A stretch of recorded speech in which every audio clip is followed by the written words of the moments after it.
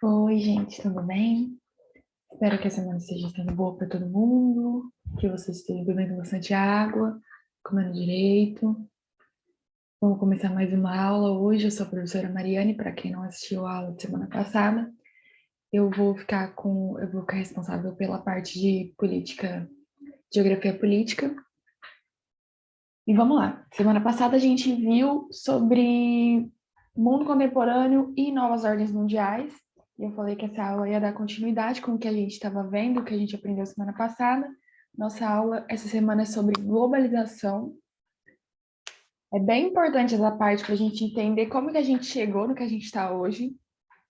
Então a gente vai usar também alguns pedacinhos das ordens mundiais de semana passada. Espero que vocês lembrem um pouquinho sobre as ordens mundiais, sobre a matéria. Se vocês não lembram, releiam as coisas que eu passei para vocês, façam as atividades. Não sei se todo mundo fez, todo mundo deu uma olhadinha, pelo menos nas atividades. Eu mudei o formato das atividades essa semana, tá? Não tá mais em forms do Google, tá dentro do documento que eu vou passar para vocês. Já deixando avisado, porque eu não sei se todo mundo leu que a gente passa no Google Classroom, mas já para vocês saberem, o documento, tipo, eu, eu imprimo para ficar mais fácil para mim. No final do documento, eu coloquei 5 questõezinhas bem rápidas para vocês sobre a globalização, tá? Então, vamos começar a nossa aula de hoje. Na agenda, a gente vai saber hoje sobre o que é globalização, seus principais agentes e as suas contradições. Hoje a aula vai ser bem simples. Vamos lá, então. Vamos lá, introdução. A gente precisa saber primeiro o que significa globalização. E a globalização ela é um processo de expansão econômica, política e cultural a nível mundial, quando os fenômenos passam a se tornar mundiais e quebram as barreiras da regionalidade. Ou seja, antes tudo acontecia perto, tudo acontecia muito, muito próximo a nós, tudo acontecia regional, né? E depois que acontece esse fenômeno de expansão econômica mundial, política, passa essa barreira regional ela é quebrada e tudo começa a acontecer globalmente. Então a gente fica sabendo das coisas mais rápido, a gente sabe o que está acontecendo do outro lado do mundo praticamente. E dentro do campo da história, que a gente tem essa divisão, né? Dentro da história, a globalização ela é datada do século XVI, com o surgimento das grandes navegações e os processos de colonização que tornam o domínio territorial um fenômeno mundial. O domínio territorial, a partir do mercantilismo, desculpa, a partir do mercantilismo, que é o conjunto de práticas econômicas adotadas pelas nações europeias entre o século XV e o século XVIII, mais ou menos. Então, para a história, a globalização ela é datada a partir do século XVI, com, com as grandes navegações rodando por aí e ganhando território, fazendo o uso desse mercantilismo, né, que é esse tipo de prática econômica. A gente não pode, a gente chama de prática econômica porque é um jeito mais fácil de vocês entenderem, mas vocês têm que ter em mente que o mercantilismo ele é pré-capitalismo.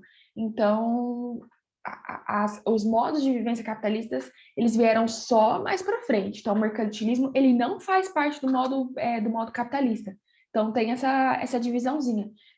No campo da história, a globalização ela começou num período que a gente ainda não estava sobre influência dessa ideologia capitalista. Agora já, no campo da geografia e da geopolítica, a gente considera o período de surgimento da globalização, sendo ele o mundo pós-Guerra Fria.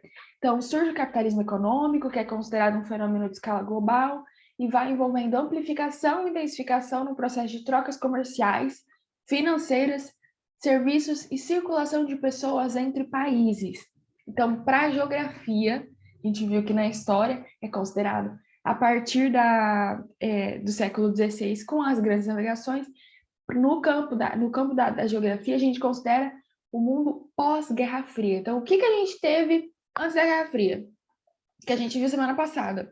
A gente teve a Primeira Guerra Mundial, a gente teve o Entre Guerras, a gente teve a Segunda Guerra Mundial, e no Guerra Fria, a gente viu o surgimento do mundo bipolar. que era quando o capitalismo e o socialismo estavam liderando as duas frentes que comandavam os modos de vivência no mundo. Depois que acaba a Guerra Fria, como a gente viu semana passada, o que acontece? O socialismo cai por terra e só o capitalismo começa a mandar. E depois que só o capitalismo começa a mandar, acontece todo aquele rolê de países emergentes começarem a subir na economia, então outros países surgem como sendo os principais mandantes da economia, só que os Estados Unidos ainda tem a sua principal, ele é um país ainda muito bélico, então essa ordem vira uma ordem multipolar, né? Logo depois da Guerra Fria, e por causa disso que surge a globalização, que vai envolvendo esse capitalismo hegemônico, como eu expliquei para vocês semana passada, a palavra hegemônica, que significa um poder sobre outro, seja ele bélico, seja ele uma força maior, ou seja ele um poder intelectual também. Desculpa minha voz, gente. O mundo ele passa a ser regido pela nova ordem mundial, como eu já disse, contando com os principais blocos econômicos, sendo eles o alemão, a União Europeia, os países como o Japão e outros países emergentes, como a China, a Índia, a Rússia e, um breve momento também, o Brasil, sendo esses o bloco econômico chamado BRICS. Não sei se eu cheguei a falar para vocês do BRICS semana passada ou se só estava no documento, mas a China, a Índia, a Rússia e o Brasil, eles formam um bloco econômico. Eu acho que eles ainda formam esse bloco econômico que chama BRICS. A globalização ela afeta todas as camadas, seja social, política ou econômica. Quando a gente... É importante vocês saberem, eu vou ficar repetindo muito isso, porque quando a gente fala de geografia política, quando a gente fala de sociologia, quando a gente fala de política, a gente vai estar sempre envolvendo camada social, política e econômica. Qualquer assunto que eu esteja falando para vocês que envolva sociologia, a gente vai tratar desses três pilares, e é bom também para vocês perceberem, para vocês começarem, quando lerem as coisas, começar a perceber, ah, tá, isso daqui... Será que isso daqui vai envolver a parte política? Isso aqui está envolvendo a parte econômica? Isso aqui está envolvendo a parte sociológica do assunto? Bom, vocês começarem a perceber porque isso cai muito também na parte de atualidades. Tá. Ih, meu Deus do céu. Vou mudar minha caixinha aqui. Só colocar aqui no cantinho. Então, agora a gente vai falar sobre os principais agentes da globalização. Primeiro, quando a gente fala sobre globalização, a gente lembra logo dos Estados Unidos, né? Porque, como eles são um país hegemônico, como eu já expliquei para vocês, ou então, como eu falei para vocês, que eles são um país imperialista, que é um país que toma conta dos outros, é um país que tem a sua economia muito desenvolvida, um poder bélico extremamente forte, a gente pensa, eles são a cara da globalização. Não está errado falar que os Estados Unidos são a cara da globalização, mas eu quero que vocês entendam que o principal agente da globalização não é os Estados Unidos. O principal agente da globalização são as empresas transnacionais que os Estados Unidos têm. Empresas transnacionais, elas são empresas que atuam além da própria fronteira. São grandes redes mundiais de comércio, sendo elas também grandes oligopólios, ou seja, poucas, porém mega empresas que dominam seus respectivos setores econômicos. Então, a gente tem lá nos Estados Unidos o Vale do Silício. Não sei se vocês já ouviram falar desse lugar. O Vale do Silício é um lugar que tem muitos polos de tecnologia. Todos os avanços tecnológicos dos Estados Unidos, a maioria sai do Vale do Silício. E é lá que foram criadas várias das empresas transnacionais que a gente tem no mundo, como, por exemplo, a empresa da Apple, Samsung. Então, toda a parte de tecnologia que a gente tem é do Vale do Silício. Isso faz com que os Estados Unidos seja uma grande potência, seja uma potência que a gente pode falar que ela é globalizadora? Sim. Só que ele não seria nada se ele não tivesse empresas transnacionais dentro dele. Então, a gente está falando de países que cresceram globalmente porque eles têm empresas transnacionais, e não o contrário. Não transnacionais que cresceram porque eles têm países globais, tá bom? Quando a gente fala de empresas transnacionais também, por exemplo, Coca-Cola é uma. A gente está falando de empresas que elas dominam esses respectivos setores e elas pegam tudo para si. Então, por exemplo, a Coca-Cola, ela não vem só Coca-Cola dentro dela. Se eu não me engano, ela também vende Fanta, vende outros tipos de refrigerante, outros tipos de suco. Por exemplo, eu estava dando uma olhadinha em Guaraná Jesus, que, se eu não me engano, ele fica mais... As pessoas vendem mais ele para a parte do Nordeste do Brasil, né? Guaraná Jesus, ele é um refrigerante regional, local, brasileiro, mais para a parte do Nordeste. O que a Coca-Cola fez? Esperou o Guaraná Jesus expandir o seu crescimento, começar a vender muito mais do que ele já vendia, porque, além de ser conhecido regionalmente, ele passou a ser vendido em outros lugares do Brasil. Tem alguns pedaços do Brasil que você consegue achar que não sejam só no Nordeste. Então, Coca-Cola viu que o Guaraná Brasil estava crescendo. Guaraná Brasil não, Guaraná Jesus. Desculpa. Guaraná Jesus. E o que a Coca-Cola foi lá e fez? Comprou os domínios do Guaraná Jesus. Agora ele está sob o domínio da Coca-Cola. Então, por exemplo, se eu não me engano, foi a Adidas que fez isso. Não sei se foi a Adidas ou a Nike, não vou conseguir lembrar agora. Sabe o All-Star? O All-Star é pela marca do Converse. Só que tinha muita gente que era contra, tipo, a Nike. Era contra a Nike, não comprava tênis da Nike. O que a Nike foi lá e fez? Pesquisou o que as pessoas estavam comprando mais na época era o Converse. Nike foi lá e comprou os direitos do Converse. Então agora tudo que vocês compram de All-Star, pelo menos os que são oficiais, né? Tá sobre os domínios da Nike. Ou como, por exemplo, a Disney. A Disney é tipo o melhor jeito de explicar a globalização. A Disney começou só sobre vendendo os seus desenhos, os seus filmes.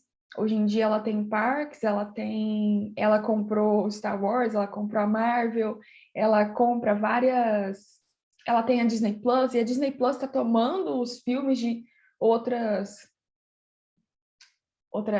redes que fazem esse tipo de streaming, né? Então, a Disney está comprando vários canais pegando para elas, e isso é uma empresa transnacional, é uma empresa tomando conta do seu setor econômico próprio, né? Vamos passar agora para o próximo.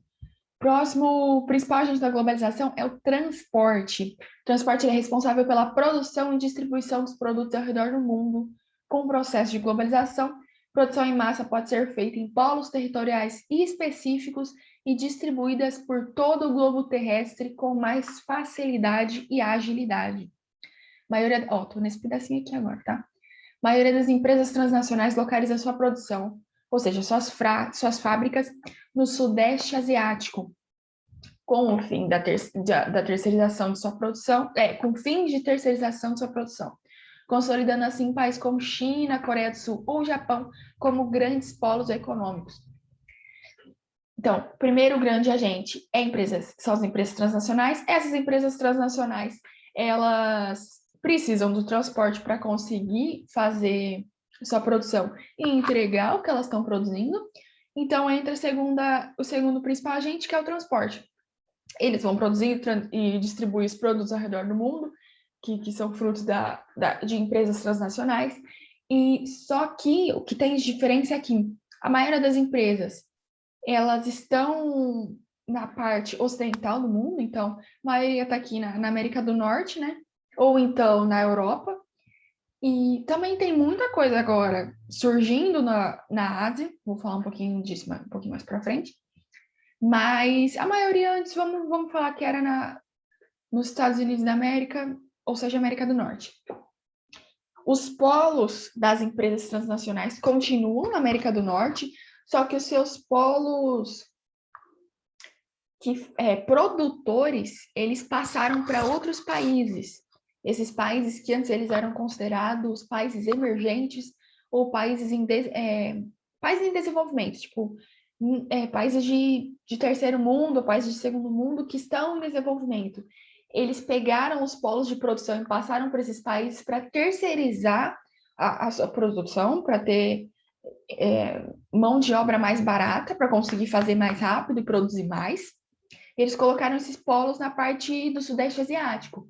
Então, países como China, a gente vê muito isso, né? De falar que Lá a gente tem muitas e muitas fábricas com muita gente trabalhando ao mesmo tempo, com cargas horárias gigantes, porque países hegemônicos exercendo hegemonia sobre países que ainda não têm tanta força, né?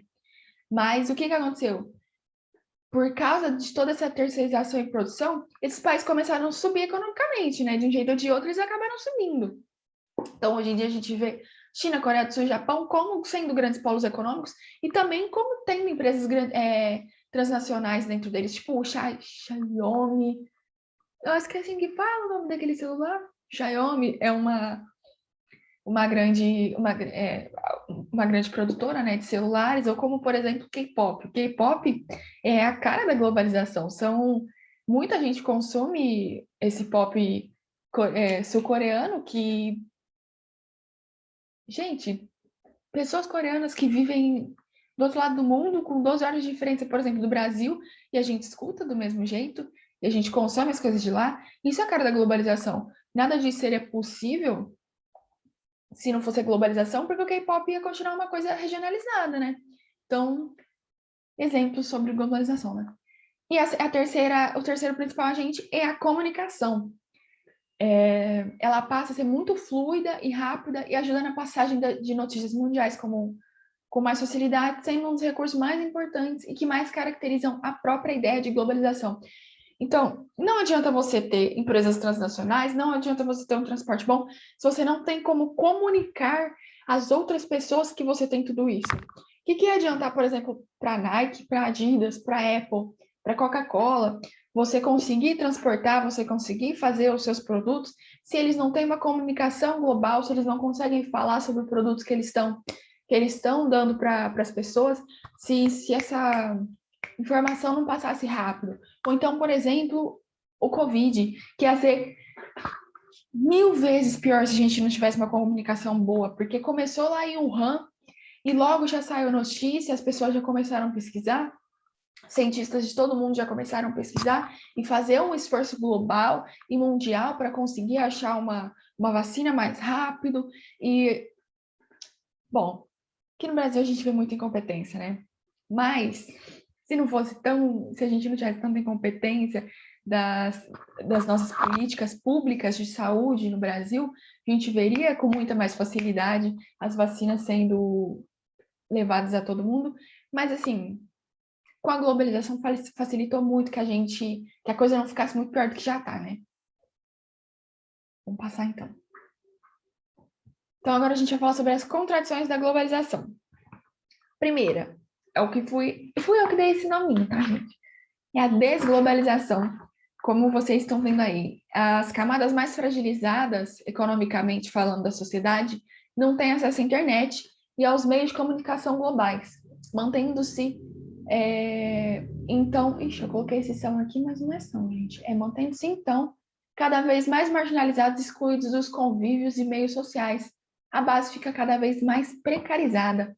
Ou seja, a gente vê essa globalização, a gente vê que um dos principais agentes da globalização é a comunicação, mas o que acontece com as principais camadas mais fragilizadas da economia e da parte social dos países emergentes ou dos países de... Não é terceiro mundo, esqueci agora outra palavra, mas dos países emergentes ou dos países em desenvolvimento. Se eles não têm dinheiro, se essas pessoas não têm dinheiro para ter pelo menos um celular, como que elas vão fazer parte, estarem inseridas dentro da globalização? É praticamente impossível, né? Porque hoje em dia a gente usa o celular para gravar uma aula, assistir uma aula, trabalhar, porque tem muita gente que trabalha com celular, seja porque são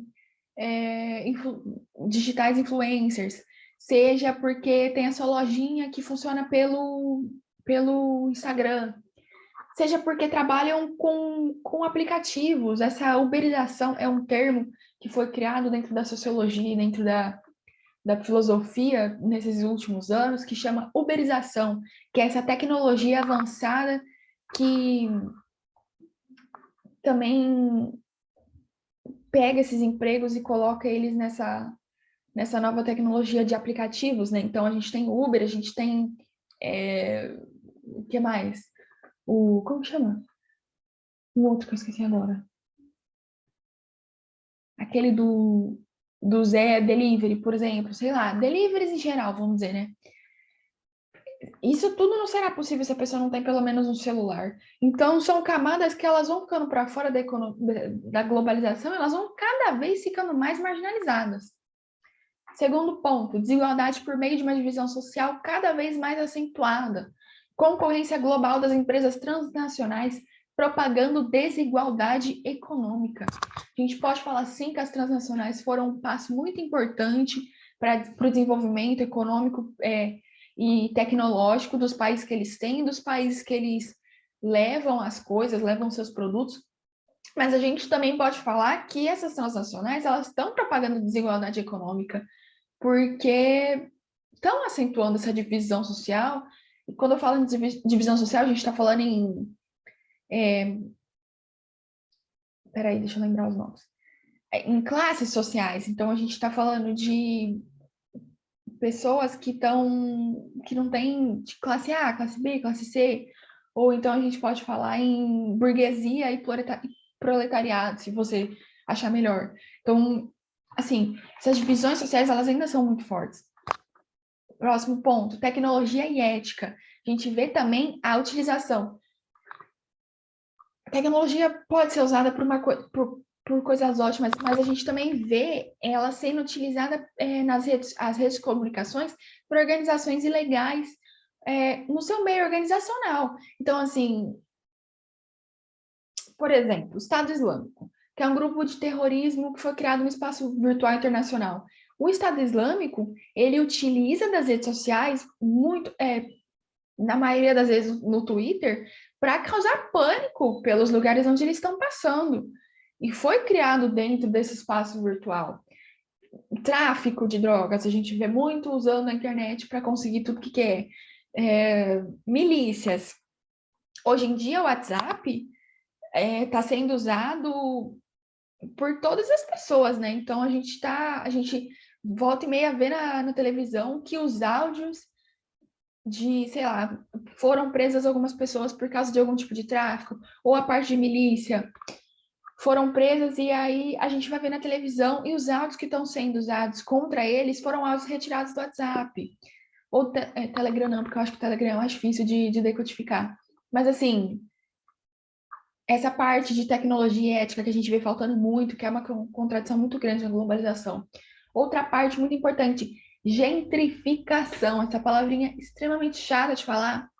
Ela é um fenômeno que afeta uma região ou um bairro para alteração das dinâmicas de composição do local, tal como os novos pontos comerciais ou construção de novos edifícios, valorizando a região e afetando a população de baixa renda local, dominando e sufocando pequenos produtores. Ou seja, a gentrificação é quando você vê um bairro bem velhinho, sabe aqueles bairros que foram da onde a cidade sumiu, a cidade surgiu? E aí você começa a olhar e ver... Não aqui... Bom, pelo menos eu sou de uma cidade do interior de São Paulo, né? Eu sou de Sertãozinho, então a gente não vê essas coisas aqui com tanta facilidade. Mas se você está em São Paulo, você vê um Starbucks aqui, aí você vê uma outra loja de... Essas lojas que, tipo, tem mundialmente falando, você vê uma lojinha aqui, aí você vê aquele barzinho que tinha uma fachada bonitinha, bem antiga. Do nada ele aparece todo tecnológico, todo em cinza e não sei mais o que. Isso é gentrificação. É você pegar uma parte histórica da cidade e você fazer, bom, deixar ela mais bonita, deixar ela mais tecnológica, que valoriza economicamente essa região, mas ao mesmo tempo afeta completamente a população que mora nela, que muitas vezes é uma população de baixa renda, porque ela vai dominar e sufocar esses pequenos produtores, como, por exemplo, as transnacionais fazem. Elas tomam conta desse polo econômico e tiram as oportunidades desses pequenos produtores de conseguirem crescer e de conseguirem se desenvolver. Então, muita gente, muitas lojinhas dessas, muito comércio está sendo fechado por causa dessas grandes transnacionais. Coloquei gentrificação aqui de novo, gente, desculpa. O hibridismo cultural. O hibridismo cultural cria uma falsa sensação de que as culturas estão se misturando, quando, na verdade, muitas vezes só causa mais preconceito e xenofobia. além da apropriação cultural violenta. O hibridismo cultural existe muito antes da globalização, mas com ela vem o fator capitalista sobre o tal hibridismo. E isso pode causar sérios problemas e até mesmo apagamento do real valor cultural que é inserido. Hibridismo, uma palavrinha que significa mistura. Então, é quando você, por exemplo, está vendo... Como que chama aquele bairro japonês que tem na... Bairro da Liberdade, que tem em São Paulo. É um pedaço... É um bairro construído com a cultura japonesa dentro de São Paulo. Isso é hibridismo cultural. É muito importante, porque tem muito... Nossa, hoje tá muito difícil de lembrar as coisas, gente. Minha cabeça tá ruim, viu? Tem muita gente que veio de fora do Japão para cá. Tanto que o Brasil, se eu não me engano, é a segunda colônia japonesa fora do Japão. Então, é um lugar especial para essas pessoas de descendência japonesa, para mostrar a cultura delas, mas ao mesmo tempo, são pessoas que sofrem extrema xenofobia, principalmente agora com o coronavírus, a gente está vendo pessoas de descendência asiática sofrendo xenofobia e sendo mortas, e sendo mostrados, né, com muito mais facilidade.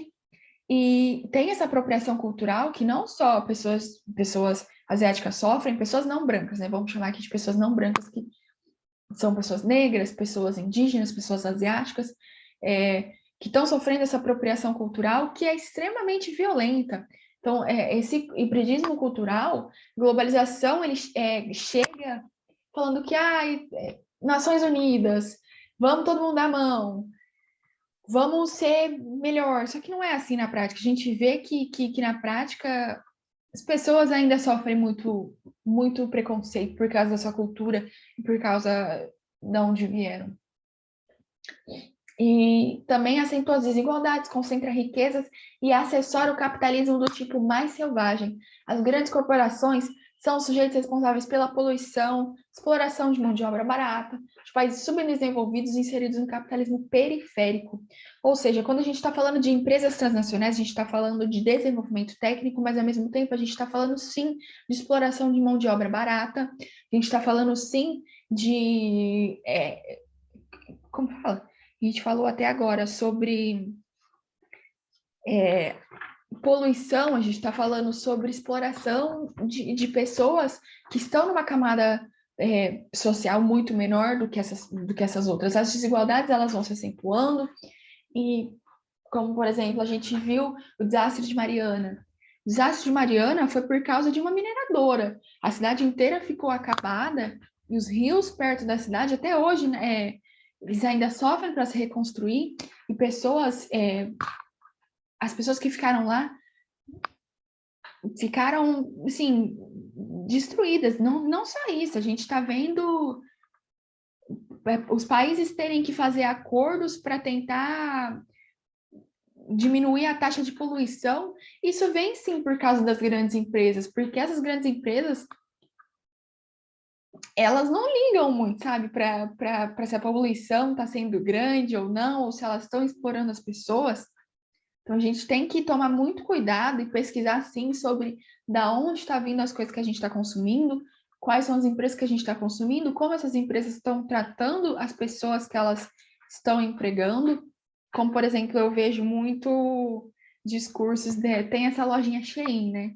Que é uma lojinha, se eu não me engano, chinesa, que vende roupas mais baratinhas. Aí tem muita gente que fica falando, não comprem na Shein, porque gente, é uma roupa muito barata, então se a roupa é barata, como que a gente vai saber que as pessoas que estão fazendo essa roupa estão ganhando dinheiro? E é verdade, a gente tem que tomar muito cuidado, mas a gente também, assim, pessoas que não têm dinheiro vão comprar roupa mais barata, mas a gente tem que ter muita consciência de onde as coisas que a gente está comprando estão vindo e sobre como elas estão sendo produzidas, e a gente também tem que parar de dar dinheiro para gente que polui, para gente que está explorando mão de obra barata, para gente que está usando animal, na produção de cosméticos, na produção de roupas. Tem que parar de fazer isso. A gente tem que começar a prestar mais atenção e ter um pouquinho mais de consciência política no que a gente está gastando, no que a gente está consumindo. Para não ajudar e não ser parte dessa situação de desigualdade. Quando eu falo aqui de países subdesenvolvidos inseridos no capitalismo periférico, explicando bem rapidamente, é um termo que foi criado dentro da sociologia. Por exemplo, a gente tem capitalismo dos Estados Unidos. Capitalismo dos Estados Unidos, como a gente já viu até agora, é um capitalismo que ele vai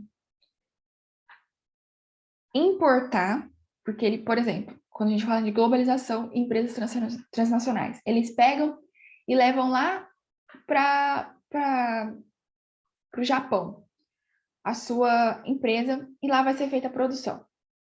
E eles voltam com um produto e distribuem no mundo inteiro. E, por exemplo, o Brasil. No Brasil, a gente tem muita parte de agricultura, né? A economia do Brasil é meio que sustentada na nossa parte agrícola. Então, a gente está exportando coisa para fora. Os países que têm o seu capitalismo mais desenvolvido, eles vão importar a nossa mão de obra e o nosso... E a nossa... como fala? Galera, hoje tá bem complicado isso daqui, ó. Cabeça ruim. Eu tenho 21 anos, hein? Imagina se eu tivesse mais. O Alzheimer vem. Eles pegam o que a gente produz aqui e eles produzem em cima disso. Então, tipo, quando o país ele exporta, ele é um país periférico, porque ele não consegue importar nada, ele não consegue ter dinheiro suficiente para comprar coisa. Então, ele é um país que ele só está produzindo para conseguir ganhar dinheiro em cima do que ele está produzindo. Mas o que ele está produzindo não é celular. O que ele está produzindo é soja. Então, é isso que eu falo quando eu digo sobre um país de capitalismo periférico. É um capitalismo que ele depende de outros capitalismos. Eu acho que era só isso por hoje. Espero que vocês tenham entendido quando a gente fala em globalização, a gente está falando em processo de expansão econômica, de quebra de barreiras regionais. A gente também está falando sobre os principais agentes, recapitulando, principais agentes da globalização, empresas transnacionais, transporte e comunicação, quando a gente fala sobre contradições da globalização. A gente está falando em acentuamento de desigualdades, hibridismo cultural, gentrificação. A gente está falando sobre capitalismo ferrenho em cima de capitalismo periférico, mão de obra barata sendo escravizada, esse tipo de coisa. Espero que vocês tenham gostado da aula, que eu não tenha esquecido tanta coisa assim que eu precisava falar, desculpa. Tenham um ótimo final de semana, deem uma olhadinha nas questões que está dentro do documento que eu passei para vocês, com toda a matéria corrida. Os slides também vão ser disponibilizados. Até a próxima. Semana que vem não sou eu, é o nosso professor Nicolas que vai fazer a matéria para vocês. Então, eu vejo vocês daqui 2 semanas. E até lá, qualquer coisa que vocês precisarem, podem me mandar mensagem. A gente vai conversando pelo nosso grupo, tá bom, gente? Até mais, beijo, até mais.